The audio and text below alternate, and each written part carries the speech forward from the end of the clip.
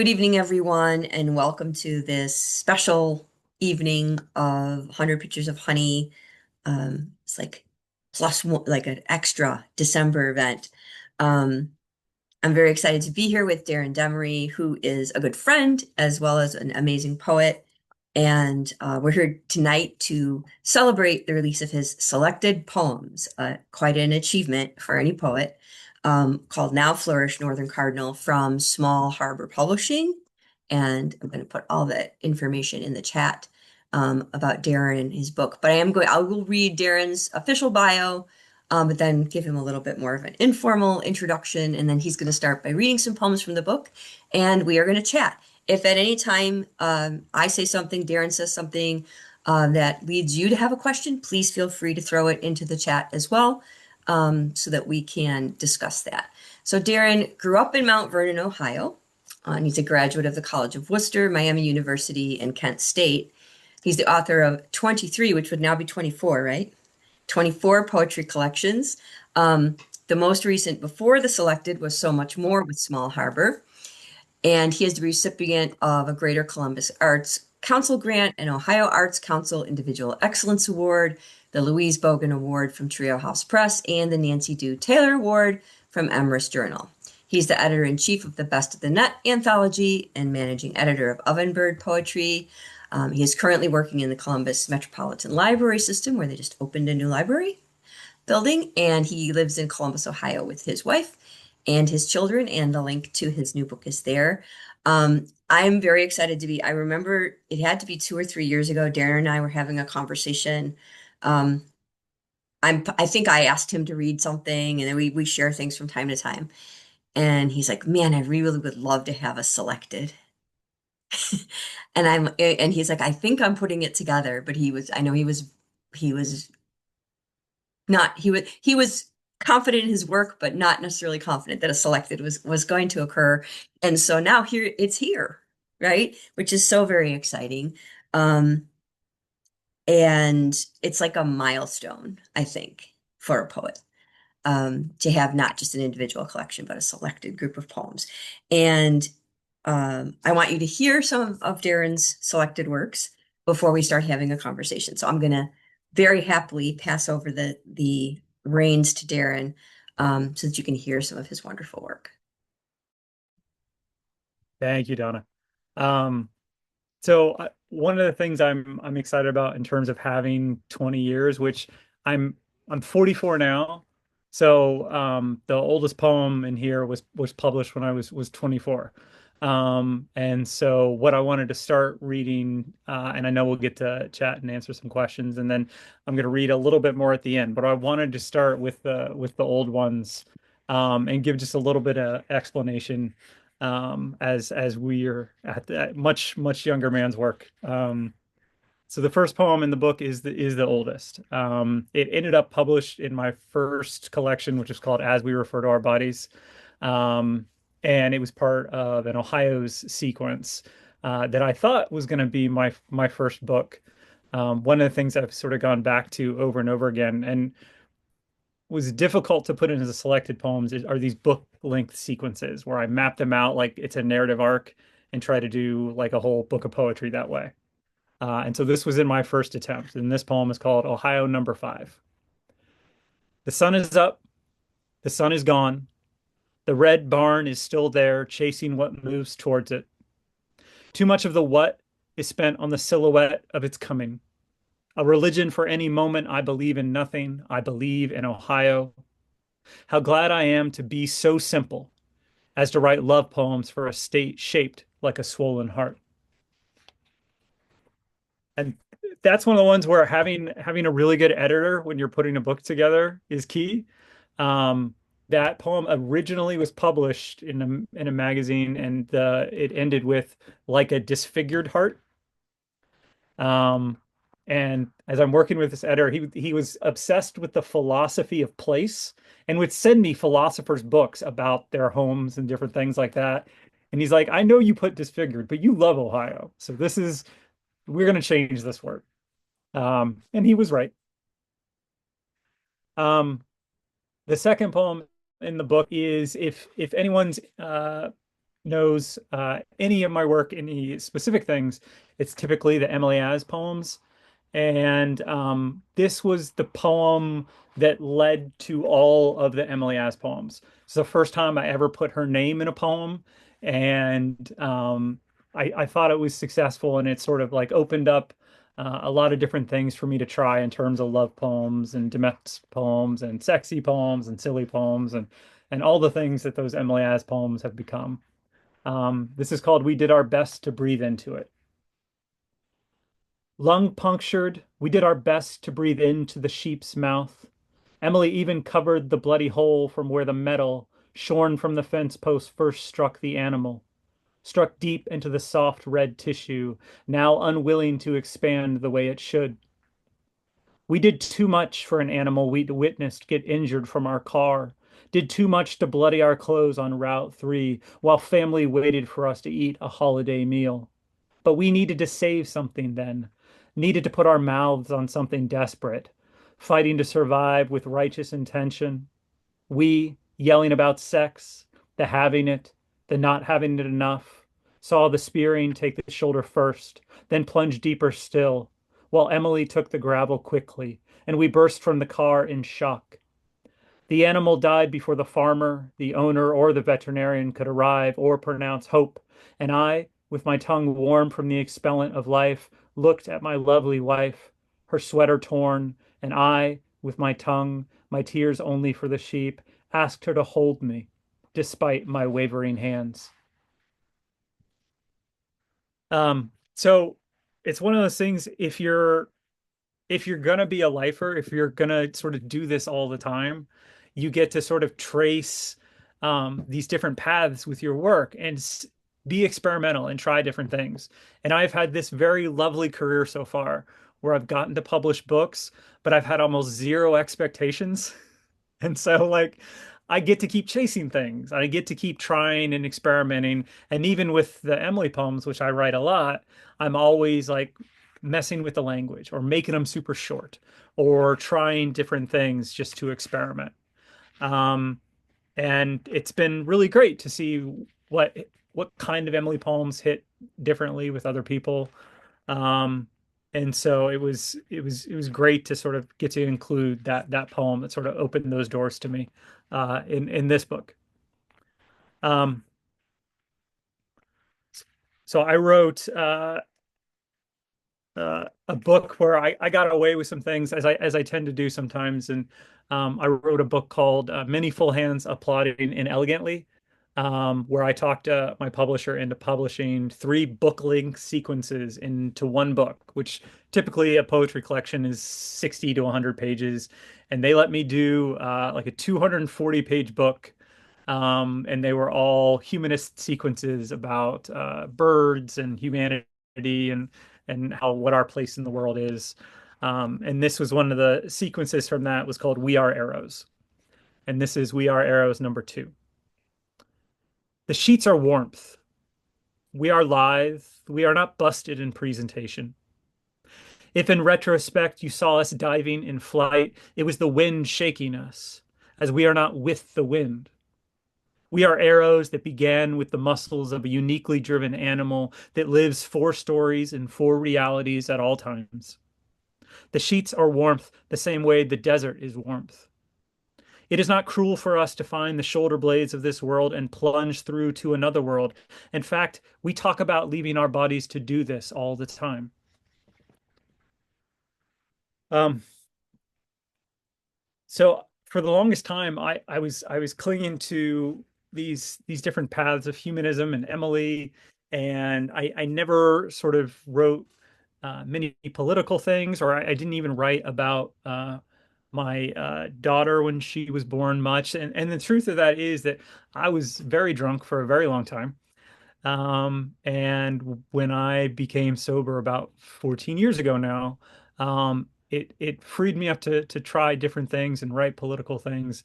But the first portion of this book was really spent chasing some of the same things and even doing some research. I wrote a book about boxing poems, and I wrote a book about Sam Cooke and things like that. But what really opened the doors for me were these Emily poems. And so before we get into questions, I was going to read some of the two older ones, um, including one that has my favorite story attached to it.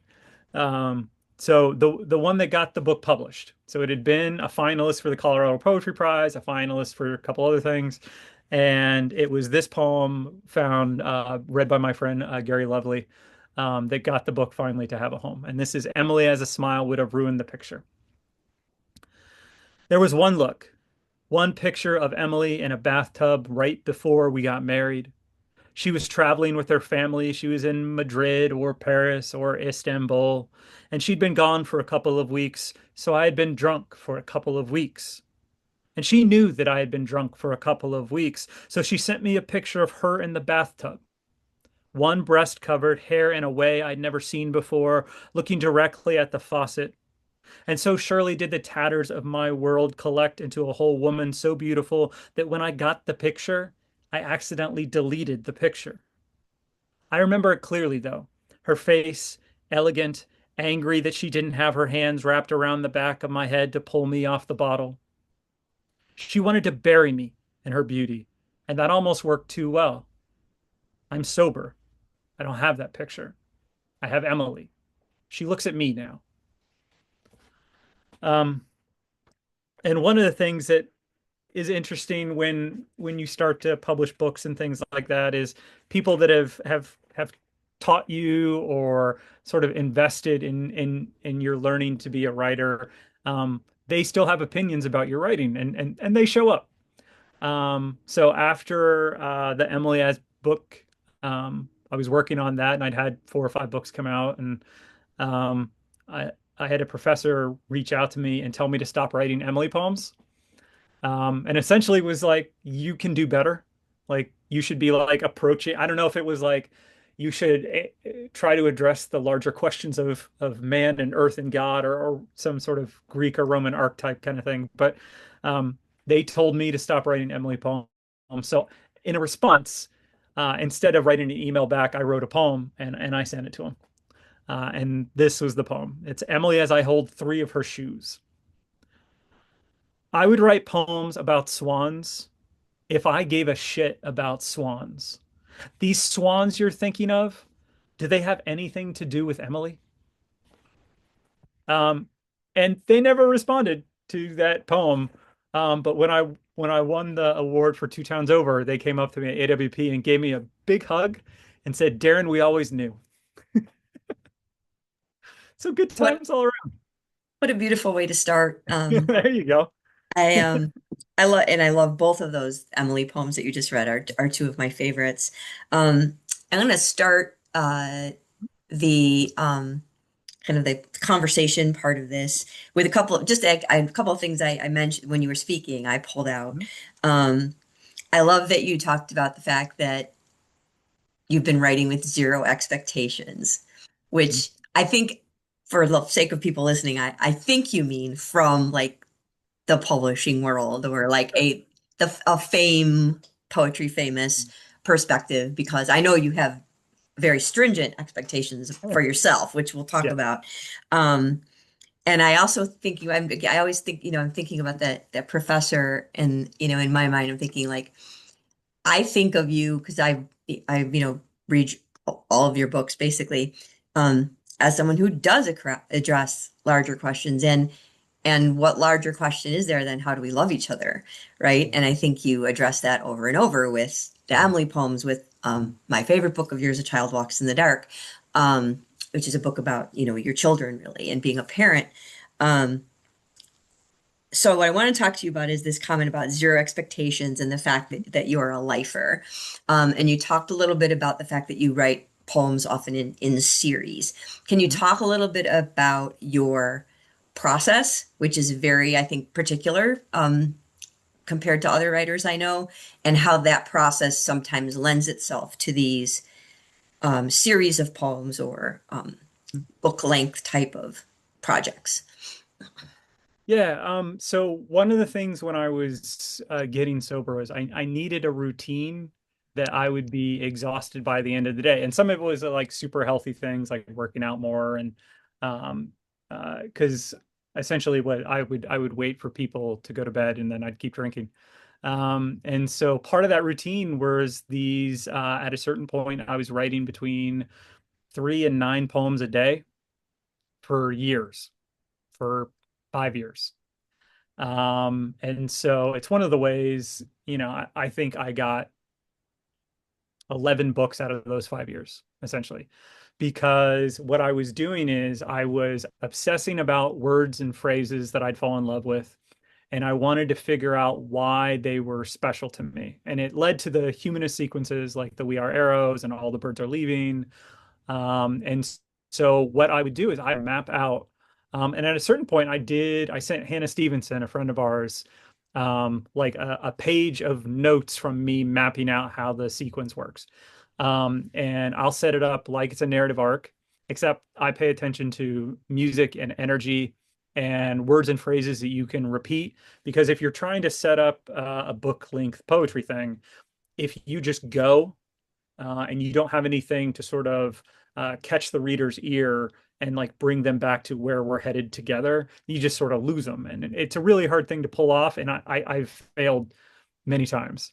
That's what the You're last book dropping somewhat, you're dropping pins, you're dropping breadcrumbs when you do that, yeah. right? I know, And yeah. that's what the last book was before this, was so much more with all these sequences that had these great moments, but I couldn't tie them together the right way.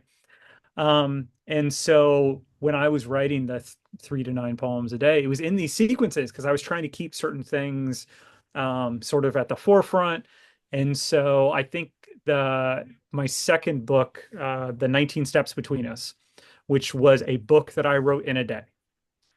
Um, and I told Emily, I was like, I was having a hard day and I'm gonna go in the basement and I'm just gonna stay down here and I'm gonna write this thing about physically lowering yourself as you walk by someone else. It was like one of the tenets of humanism I liked, that like you want to bow to someone to raise them up in the esteem. And it's like, I'm gonna do this. And so I wrote a 50-page book that got picked up that week. It was weird. Um, Wow. After the pause press was this great, like they'd publish the book and we'd pick a charity and all the money would go to the charity. So he was willing to take some chances on things because why not? Right. Um, and so for I'd say 12 years total of the 14, I had a very specific routine mapped out. And some of it was the sequences, some of it I'd get like I fell in love with different like when Weatherman bombed the Thinker and wrote that book. Murder ballads for a while. I did a book called Unfinished Murder Ballads. And so I something would strike my fancy and I would sort of like put my head down and for 2 or 3 months do nothing but write 70, 90, 142, whatever it was. And I would just do that all the time. And it was a little easier. I was working part-time. I was teaching college at night. My wife's a special ed teacher. She'd come home and we'd high five and she'd take the kids and I'd go teach. Um, and ever since I started managing at the library system, I've had to be sneaky in terms of like, okay, today's the day I don't go until 12, so I'm gonna get a chance to write for a little bit. Um, but the master plan and all the like right now I'm working on a sequence called All, that is looking for glimpses of nature in our like wildly oppressive political environment. Um, and so like I've got an 81 poem thing completely mapped out, including for the first time ever. And I swore I would never do this because for the luxury, I did a strict syllable count because it was Yes. about nature catastrophes. And like I wanted you to have to fight for breath while you read the poem. I'm doing a 81 poem and it's 9 lines, 9 syllables in each line. And I've got it mapped out with like a symmetry of a mad person, essentially. So I'm working It's through you're that those meme. You're that meme of Charlie with the red strings and the a little bit, papers. a little bit, but it's one of the things I fell in love with, like this idea. Um, and you're right in terms of the expectations. Like it is, it is incredible to get to put books out. Like that's a hell of a gift, and I'm incredibly lucky I've gotten to do it as often as I have. But like there's no publishing house who's like made a huge financial bet on me that's gonna like that's just not how poetry publishing works most of the No. time. And so I get to take these swings, and if the book doesn't work, they're not going to publish it, and no big deal. Um, but I get to keep trying things, and it's just I think I was being interviewed by Five South, and I was like, this is the perfect spot to be in because I get to publish books, um, but I don't have to worry about it. I promote them. I try to be a good literary citizen. Right. This tonight's much more about me just getting to hang out with Donna. Um, but like I do my part, but then it's low stakes in terms of like if if I write something batshit crazy that nobody wants to publish, no big deal. I still got to So, try. yeah, well, and it sounds like you have this balance, which I think is very difficult for a lot of poets, um, where publication is like it's more like dessert, right? It's the creativity and the opportunity to keep pushing yourself to try different things, new things, crazy, Yeah, elaborate things yeah, because you're not publishing to keep tenure, you're not publishing to um like, make the big bucks or, achieve sure. great fame, as so many poets do. Um, but I wanted to ask you briefly because I mean, I knew a little bit about your process, and it fascinates me because it's such a complete opposite of what I do. Um, is there ever a time, um, because you work so, I mean, you're doing what a lot of us do. Like when I was still teaching, like I was writing on plan periods and summers when I wasn't, things like that. Um, is there ever a time where you just have the impulse to just write a poem that's not a part of the sequence, or do you try to pretty strictly give your writing time to these maps? And then Kristen in the chat is like she'd like to hear a little bit more about what you mean by mapping things out. Like, is it Mhm. poetry content? Is it arc? What is it? Well, so the two things. One, more often than not, if I'm in a sequence, I don't leave the sequence, and and I don't edit until it's time to put the book together. So and this speaks to the mapping. And what I'm mapping is music and energy in key phrases and words. So how do you repeat? So if we're going forward in the sequences, when do I tuck back in terms of a repeated word or phrase? When do I speed things up? Because really great poetry, if you're doing it, like you're playing with music and expectations and how the energy works and how the reader's going down the page. When to speed up and when to hit the brakes. What words do that? What punctuation can do that? What I think a big thing, and this you talked about, a child walks in the dark. That's when I started really repeating phrases, which I'm still doing some. Where like if you say in the you might choose to read these poem where it repeats you know, you know, you know. If you say you know, it's commonplace. If you say you know, it hits the brakes. If you say you know, you know, you know, it'll slingshot and get the energy back going again. So I think there's a way that I plot those out. I'm not plotting specific like here's where I'm trying to get. I'm trying to be playful with it and experiment, but I know how many poems in do I need to reference something in terms of a word or phrase to repeat? Is there an image I need to come back to? Does the image need to change?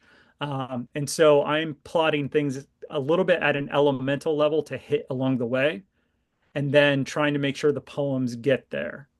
And there's a math to it, but sometimes you'll sort of lose the grip of the tether, and got to go back and like fix things, and that's when Yeah. the editing will come in.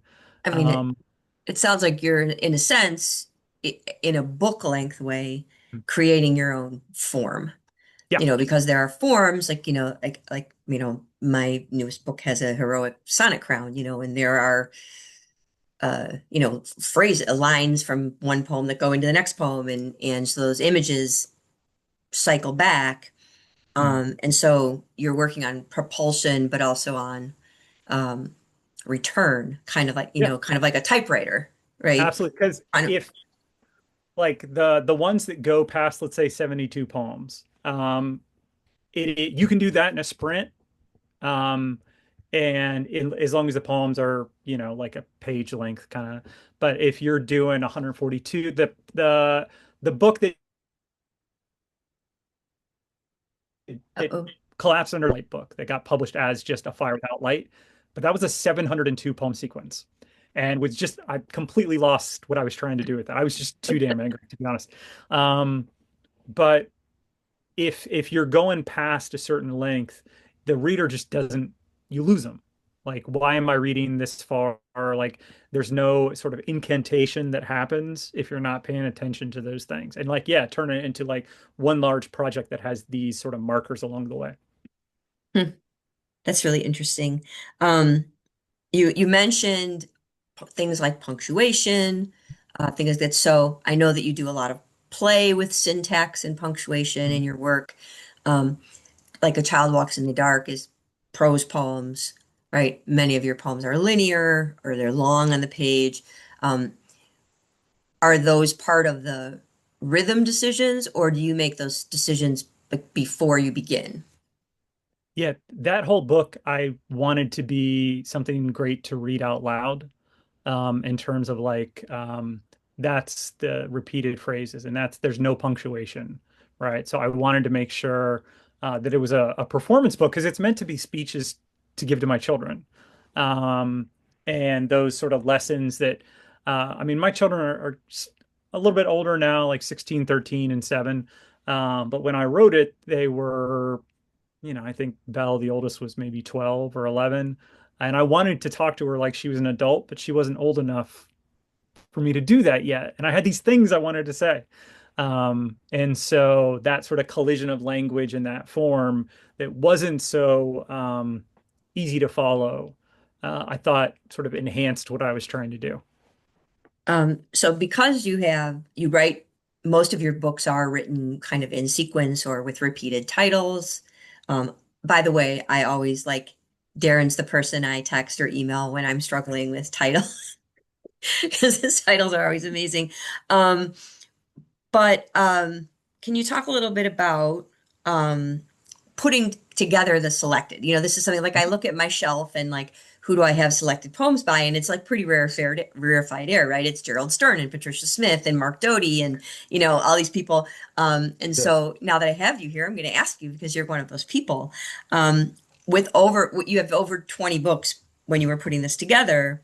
Um, how did you choose? Like which poems from a sequence to include or in what order they would appear in this selected book. For the most part, it's chronological.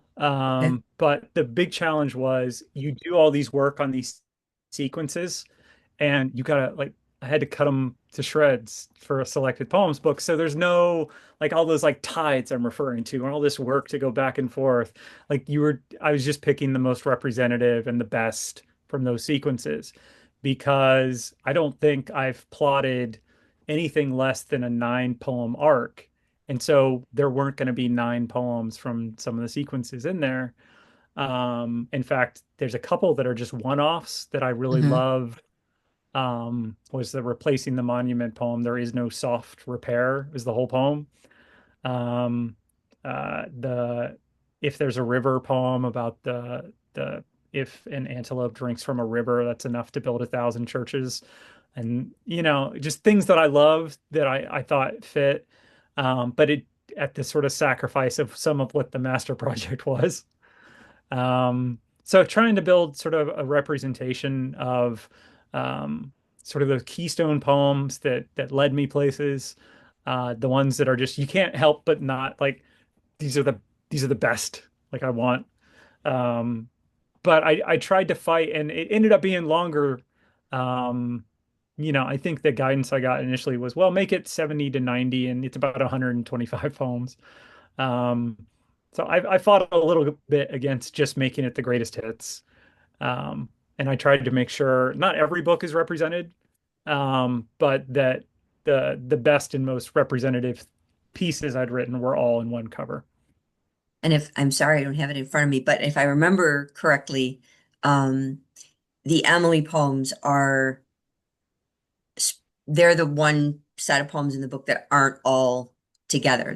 They're kind of like uh what do you call them in a restaurant? Palate cleansers. Like, there's a sequence and then we'll get an Emily poem, and then there's a Yeah. sequence and we'll get an Emily poem. Like they're spread out through the book, like it was, and that I really enjoyed that because I feel like those poems are such moment poems to me.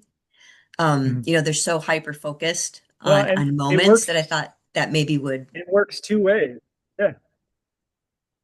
um Yeah, and I think that ended up like that for two reasons. One, the first section were all in the Emily as book.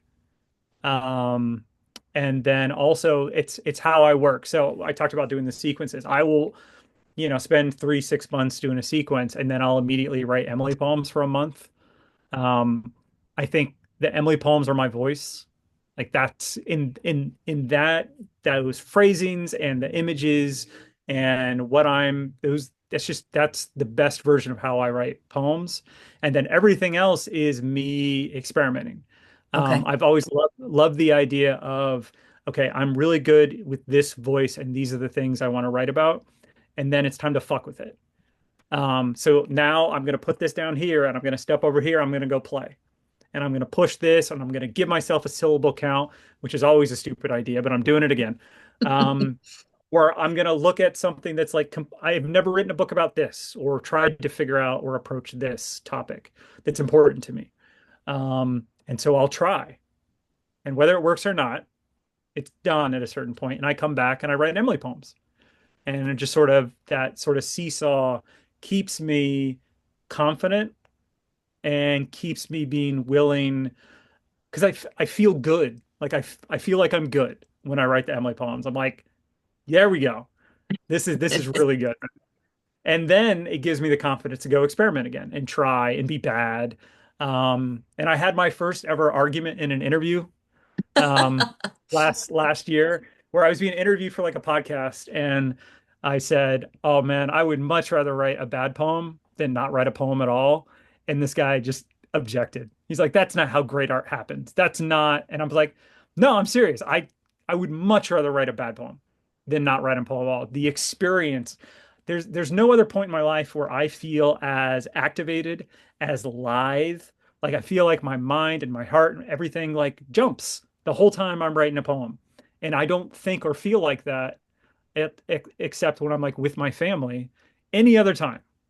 So I would much rather be in that place trying and failing than not be in that place. Well, and I that's such an odd thing to say because like great art doesn't just like burst forth completely, Yeah. perfect. Although I guess there are some people who think that theirs does. Kristen in the chat is like F that guy. So we're all on the same page with that. Um, Yeah.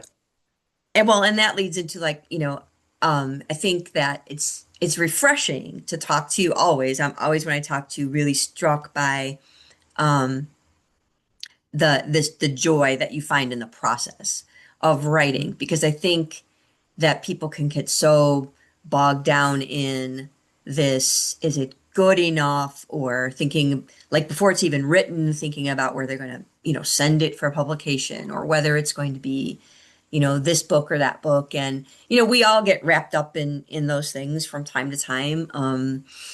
But I think that when I look at what you're doing always in your books, and then I talk to you and you'll be like, oh yeah, I gave myself this rule and it had to be this and this and this. And I'll be like, I have never done that. Like I write in form quite a bit. I mean, I think that's my version of it. Like when I'm stuck, like I will go to form. But I love that, okay, so you've been doing this for 24 years and it is still something that like lights a spark in you. And I think that very often that becomes missing from the process for some people. And the fact that, you have that spark that has stayed lit is amazing. Um, I'm going to ask just really quickly if there's any other questions in the chat. Otherwise, I had another a quick question for you. I know that your family are very often a part of your poems, but Ohio is also very much a character you know, a speaker, a landscape. There's a Mhm. part of many of you, it's part of you, obviously. We read your bio, like it Yeah. is where you've been for most of your life or all of your life. Um, do you find that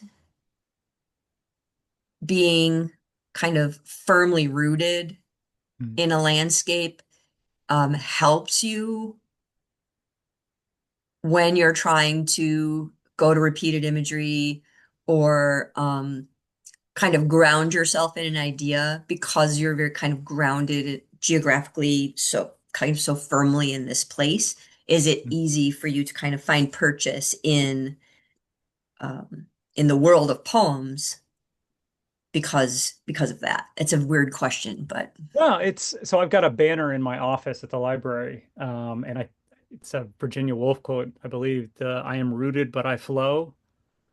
Um, and I think I think falling in love with a place, even if it is maddening sometimes, falling in love with the way you speak. I love vernacular. I love phrases. I love the title from Two Towns Over came from when I went to a church in Fredericktown, which is like a dramatically small town in Ohio. Um, like someone would always talk about anyone who's like family member had a problem, they always lived two towns over. Like nobody in Fredericktown had any problems. Nobody in Mount Vernon had any problems. But if you're in Mount Vernon, someone in Danville had problems two towns over. Like that was just like the phraseology of like how we pushed our issues away. Um, and so sort of not I've seen both like the philosophy of home make a writer better and the fighting against their home makes the writer better. And, I tend to be nose to nose with Ohio most of the time, even when it's the bullshit. Um, but I've this experience in living here. I think the only time I haven't lived I lived in Tuscaloosa, Alabama for 3 months, and that was it. Emily and I briefly broke up, and then I left Alabama in the middle of the night and drove back to her and never left again. Um, but like this place and the way this place talks and the way this place feels directly plays into how I talk and how I feel and how I write. Um, and sometimes it's in staunch opposition to everything everyone around me believes, but that's the trade, right? Like we get to stare at each other, and sometimes it leads to like direct threats made at me, and sometimes I'm threatening Ohio, and so it's fair. you and Ohio you're duking it out. You have that love-hate relationship. Oh, Um, I till mean, the very end, absolutely. I mean, I could talk to you all night, but we need to make sure that we are respecting everybody's time here. So I loved having a conversation with you. I always do. Like, you're one of the people that I could just sit and talk about poems with forever. Um, so I want people to hear more of your poems, right? So we're gonna if we have other questions, if people can throw in the chat, we're gonna hear um some more poems from Darren, and the link is still in the chat for you to purchase. Now Flourish Northern Cardinal from Small Harbor, which is a wonderful small press. Um, and they did so much more as well. The book before this, correct? Mhm. Yeah. Great Yeah, small press. they It's did A Child Walks in the Dark as well. oh, okay. All Mhm. right. I couldn't remember Mhm. which other one it was. All right. Thank you so much for this conversation. Thank you for your books. Thank you for being you. Um, you are delightful, and even when we haven't talked to one another or seen one each other in a long time, we always feels like it hasn't been that long. You know, you guys, you need to know like Darren is the kind of person who like brings you a donut at AWP when he knows you haven't eaten for 4 hours, right? So or drives you to the airport from AWP because he sees you waiting, you know, ready to call a lift. By all means, you want to buy Darren's books and support a man who does such things and writes such poems. All right, we're going to end with some more poems from Darren. Thank you again. If you're here this evening, thank you as well if you're watching later on video. And please, please, please buy the book or any other of Darren's books. I have a selection on one shelf laid out behind me. There's too many to put them all on one shelf. Um, so thank you again, Darren, for doing this, and I can't wait to hear more of your poems. Well, we started at the front. Now we're going to start at the back and work our way. So, I was the poem that ends the book never appeared in any magazine or journal. I saved it to finish the selected poems, which made me feel quite ornery to do so. Um, yeah. This is: the museum is free on Sundays. Woozy in the blue breeze, I found the bastard's conduit in the sponsorship and the naming of the sponsorship after capitalism's dead wife. Look, the tethers have all been cut, and the rope makers have decided to frame the performance while they drown us in oceans of rope. The rupture must, but I refuse to trade one day for six. That shit has only ever given us thresholds and doors and gods and slavery. We sail only because there is wind and a moon. We create thickness as a dance to encourage a proper rubbing. If the fire comes, don't trap it in a building. Let it burn like a beast with no plan. I am only for the art that routes us through their melting fat. I am only for the naming that removes the distance between the rabbit's breath and the rabbit's flight. Follow me to the fields. The real fuckery is done hiding, and it's free and free and free and free and free and free and free. Um, so my oldest daughter, this little story actually happened. We told her she was going to be a big sister to a little sister.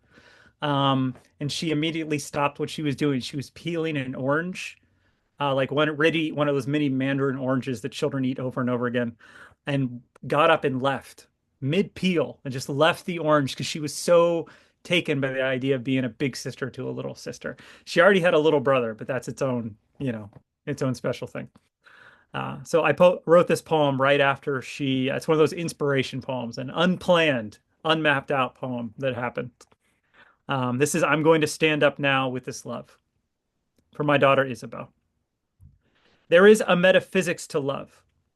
There is also an orange peel that will never be thrown away, that will never be framed as art, that will rot in a jar and in the essential memory of when our oldest daughter let her hands become spent candles, as we told her there would be another baby, that unborn sister, and when I went to trash the forgotten fruit, I could not think to let it escape forever.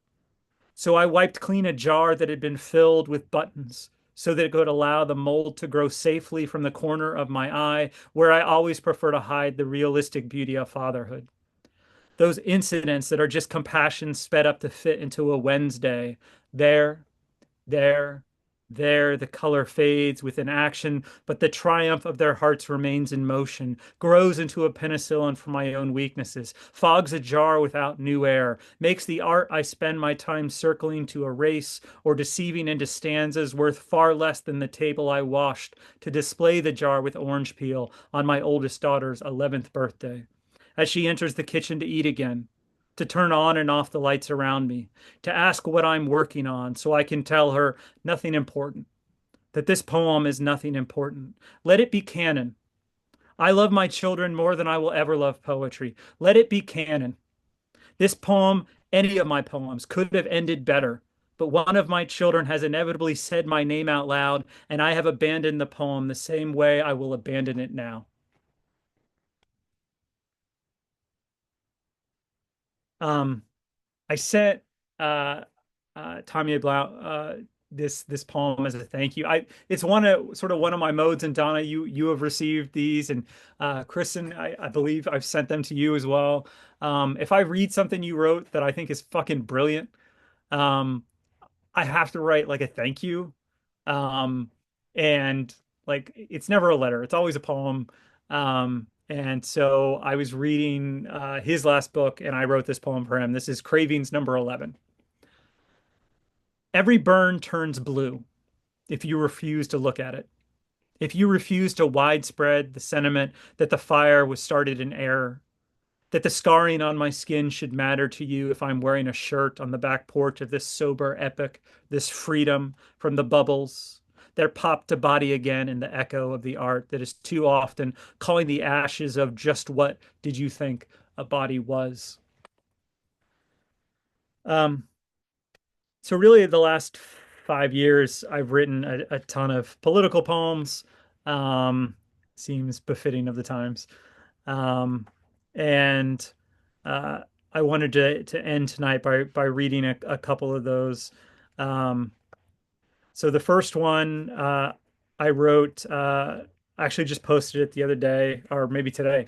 Um, a poem I wrote for Zina Heshembeck um, after the explosions at the port of Beirut. Um, she was posting on Twitter and sort of telling all the things that were happening, and I couldn't do anything. Um, and I didn't want um, to feel alone and not doing anything. So I did that. I wrote a poem and sent it their way. So this is: I do not ask how to love without a ceiling. I do not ask how to drown without a river. I do not ask how to hear the paper bells. No nation wants its people to outlive it.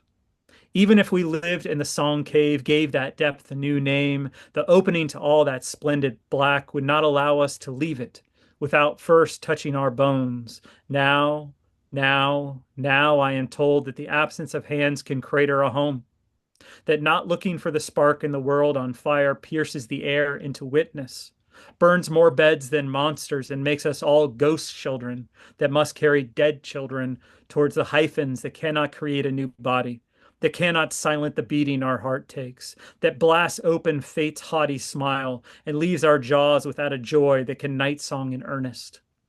Our dream about a full mouth of our city's plated history, this steam, this smoke that is still rising today, will want to loosen the fire from the ashes. And all we can do without a vibrating farewell to these terrible men that only taste meat and can only call their ships toys and their people candles to be lit in their name and celebrate that a corpse is not jobless because it fulfills the need to be a dead thing. Is hope that when the poets choose to become sharp stars, they are not gentle when they blanket us, that their words can smother and wound the escaping limits of the time this world decided it didn't belong here. Um, so one of the, and this is, I wanted to end tonight. So I was writing this Child Walks in the Dark poems, and while I was doing it, they started literally putting children in cages. Um, and like I handle a lot of like security incidents as working at a public library. Um, a lot of things, right? Everything. It's a public library. It's very public. Um, and I can handle a situation with a child. Like we've had, someone try to reprimand their child for not doing well on homework and like things happen. And I can do it, but I don't handle violence against children well ever. It breaks me. Um, and like I'll have to take like an hour off the floor. So when I read that they were literally caging children, I had to take a day off work, and didn't know what to do other than obviously write. And I would just come off writing all these poems for my children, and like the confluence, I took me somewhere. Um, and with everything going on with ICE right now, it seems maybe appropriate to end reading this one. This is America Chose to Drown in the Desert. And Donna, thank you for tonight. Legitimately, recording it's great, seeing other people's great. I just anytime you want to talk, we're good. America Chose to Drown in the Desert. I've heard the orchestra of children discovering that we cage any thrust of the garden before it can become the garden, that we take the clay to hold our flowers before they can take the clay to carry water to their mouths, that we are all limb and muscle and lost vein, and we have never had the heart for a nation that could survive the distinction between breathing and being forced to consume an unhealthy air. A measured and wild sharing of the landscape. We can compost, sure, but we compost the native beauty before we think to name the bloom, before we ever thought to ask what the bloom was already called.